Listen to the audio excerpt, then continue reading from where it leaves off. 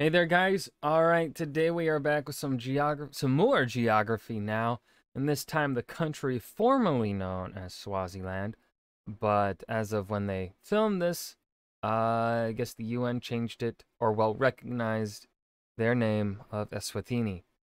So, yeah. Before I dive in, make sure you go and check out the links in the description box below. I'd love if you joined the Discord and followed me over at Twitch. Now, for everyone to be aware, when I first started watching geography now, I was just going off of kind of their most popular of videos. And then after a few, I switched to just doing it alphabetically because that's just like, makes more sense. And so I just follow their A to Z playlist that they have. And this one is smack dab in the middle of the M's. Where are, yeah, right? No. Yes. Yes. I'm remembering where we are alphabetically. I don't forget the moment I click on the video or anything. Anyways, let's dive into Eswatini. All right, we are making geography now history. For the first time, we are nullifying the alphabetical rule. Recently, this country decided to change their name, and as of 2018, the UN has officially taken on the new title. No more Swaziland, say hello to ESWATINI. It's time to learn geography now! Hey everybody, I'm your host Barbs. This is pretty exciting because this has never happened before on our show. Today we get to cover a country that would have otherwise had to wait a few more years to have their episode made. You know what? I'm kind of content with my place in line. It's kind of an honor to be the last country, you know what I'm saying? Wait, I got an idea. What if I decided to create my own Zulu country? Nope. Like I said, it would be an honor. Let's look at the map now, shall we? Bum bum bum. Eswatini. I'm really curious how long they're gonna make the final episode, and what I'm also really curious about is what they're going to do after they finish all the countries. I mean, that's still so far away because they just did the United States, which it's gonna take me forever to get there, even doing this 1 week at a time. One episode a week at a time. I'm like, what? How far away from the United States episode? Still got a long ways to go.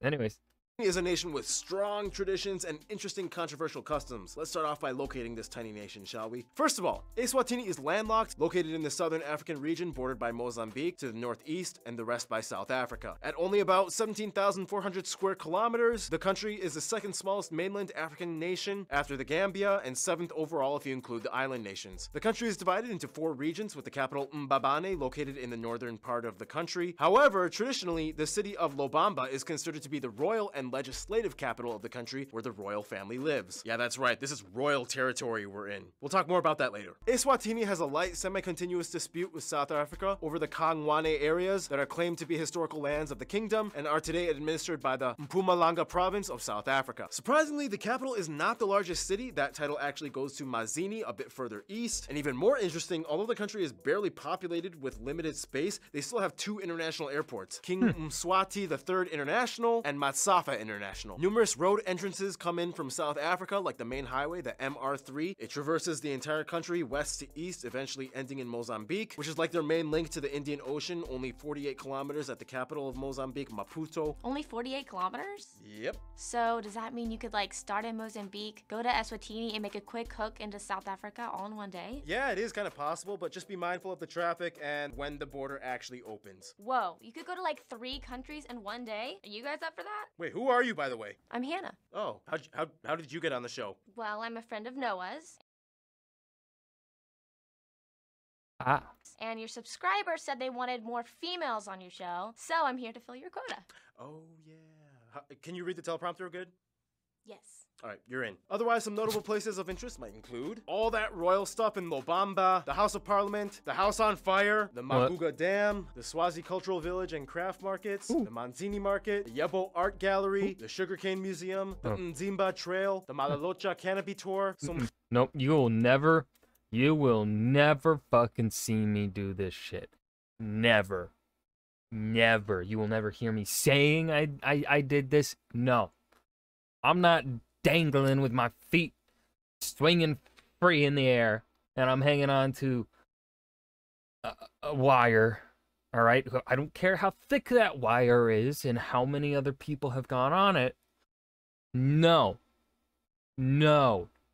Tour, Somhlolo Stadium, the Eswatini National Museum, Sibebe Rocks, King Sobuza II Memorial Park, Happy Valley Casino. Yep, they have a casino. And keep in mind, each of the nature reserves usually hosts a traditional tribal village with those thick dome-thatched reed houses that you can check out. Speaking of nature reserves, let's discuss the natural side of the country now, shall we? Now, Eswatini may be small, but you'd be surprised at how many diverse physical regions it actually has. First of all, the country is mostly sandwiched between the Lebombo Mountains to the east and the Drakensberg Mountains to the west, where you can find the tallest peak, Mlembe to the north. In between is the Lebombo Valley, the flattest part of the country, where most of the savannas, forests, and farms are found, as well as an abundance of rivers, like the longest one, the Great Usutu River. Some of the rivers are blocked up by dams like the Komati River, which creates reservoirs like the largest one in the country, the Maguga Reservoir. Whew, all right, this is about time for my triple shot espresso break. You know what? Noah, get over here.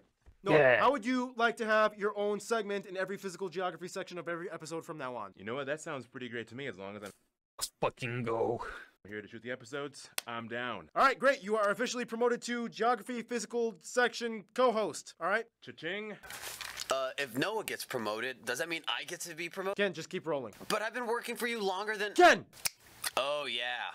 Ken, do it, Ken, or you're fired. Ken, I swear. In addition to the mountains and valleys, which by the way have a ton of beautiful waterfalls like the one at Montenga, there's over 10 nature reserves, sanctuaries, and the most notable one, the Flane. Royal National. Over 10 nature reserves, sanctuaries, and the most notable one, the We agreed I would just pronounce the difficult words. Flane. Royal National Park, known for having the largest population of nesting vultures in the world. You can Look at his bicep. Jesus Christ. Noah, what's the fucking secret? find the typical species of sub-Saharan Africa, the big five that I already explained. Sorry, I'm staring at the biceps, guys. What the fuck? He's blessed. Also, his teeth. Perfection. Sorry.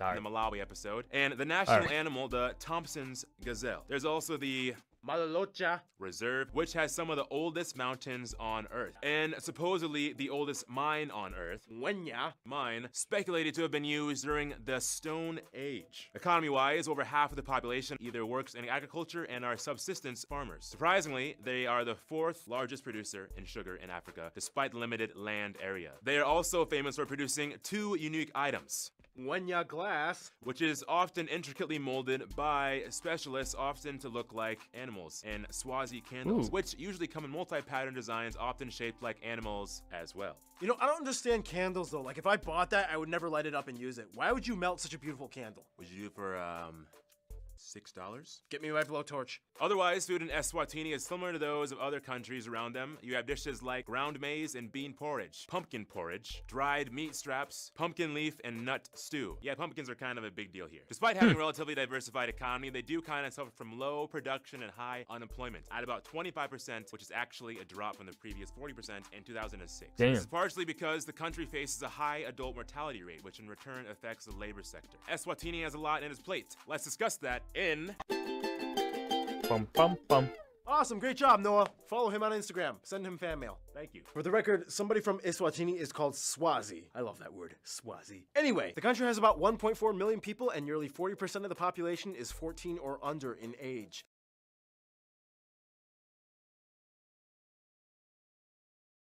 What?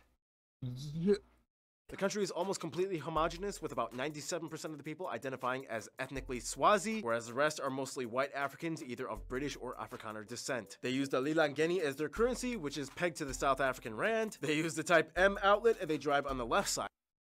Damn it, Eswatini. Damn it. Ah. British colonialism. Of the road. Now here's the thing, we have to address the sad reality that Eswatini has one of the lowest life expectancies in the world at only about 50 years old. Oh.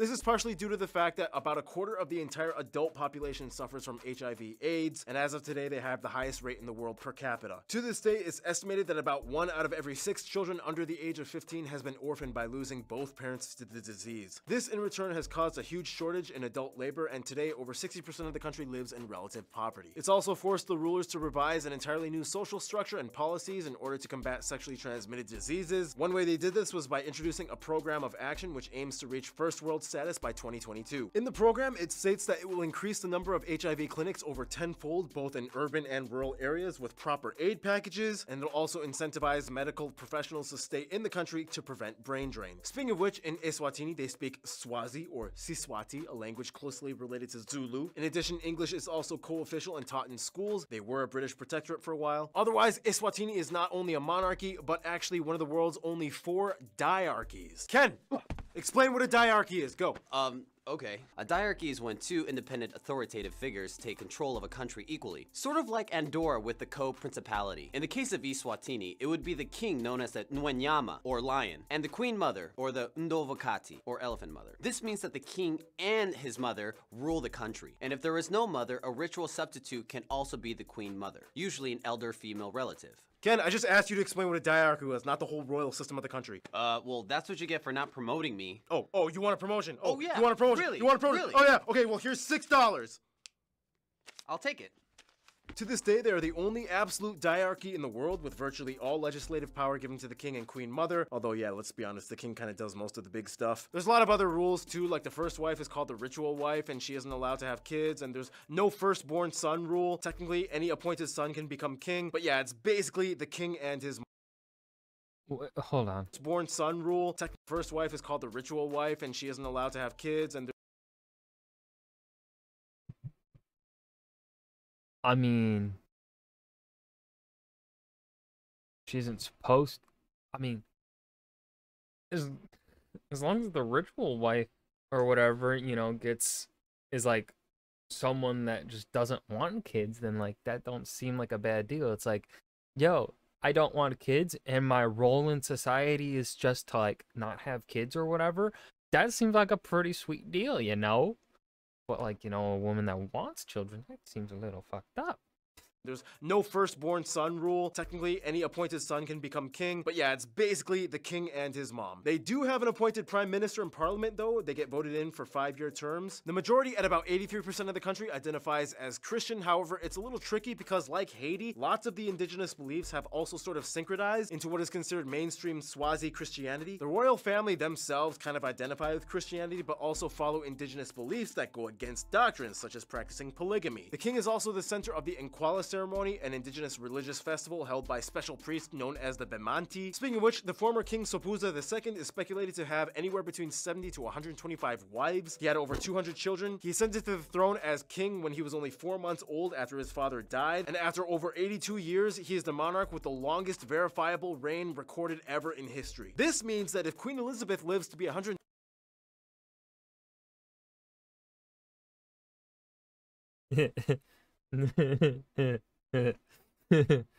Uh-oh. 10 years old, she could beat him in 2035. I think I did the math right. Okay, so 82 years minus her current reign, and then take Barbie, I don't think she's gonna make it. the age and then add 17 plus the current year. Yeah, 2035, yeah. Going back to the ceremony thing, the most famous festival would probably be the Umhlanga ceremony, or the fertility festival and reed dance ceremony. Now, before I explain exactly what it is, full disclosure, the entire event is performed by bare-chested women. YouTube has stated that its policy is not to restrict nudity in such instances where it is culturally or traditionally appropriate. However, for the sake of safety and respect for certain viewers, we will censor it anyway. And also because YouTube does not follow its own policies. YouTube literally has a YouTube Kids app, but then they restrict regular YouTube, like my channel and stuff, because, you know, saying things that is acceptable for people 13 and older still gets me dinged. YouTube, you have a kids app. Get the fuck out of here. The festival is for unmarried virgin women whom travel from the various chiefdoms to the Ludzidzini royal village. Tens of thousands of women show up wearing special sashes, anklets, and skirts as they sing and dance with giant reed stacks which they use to repair holes in the windscreen of the royal village. The official purpose of the annual ceremony is to preserve the women's chastity, provide tribute labor to the Queen Mother, and produce solidarity amongst women throughout working together. Often the royal princesses also join in, and you can tell who they are if they wear the red feathers of the luri bird, which only the royal family are allowed to wear. And yeah, that was a lot of culture info. All right, condensed history time. We don't have a lot of time to explain, but in the quickest way I can put it, Bantus arrive. This king leads the Dlamini clan. This king becomes the king at Pick not available because it was the 1800s. age 6, Christian missionaries, Boer Wars, a bunch of more kings and queens take over, crossfire with the Anglo-Boer Wars, the country becomes a British protectorate, autonomy and independence, King Sobuza II repeals the constitution and bans all political parties, and develops a system favoring traditional tribal communities, 1990s civil action promotes more democracy, new parliament elections, and here we are today. And besides the royal family, some notable people from Eswatini or of Swazi descent might include people like Karl Crack, Mala Nun, Dennis Massina, Zola Maseko, Luke Hall, Robbie Nathan Gamedze, Tiffany Simaland, and a ton of soccer players. All right, let's finish off this bad boy with some friends, shall we? Bum, bum, bum.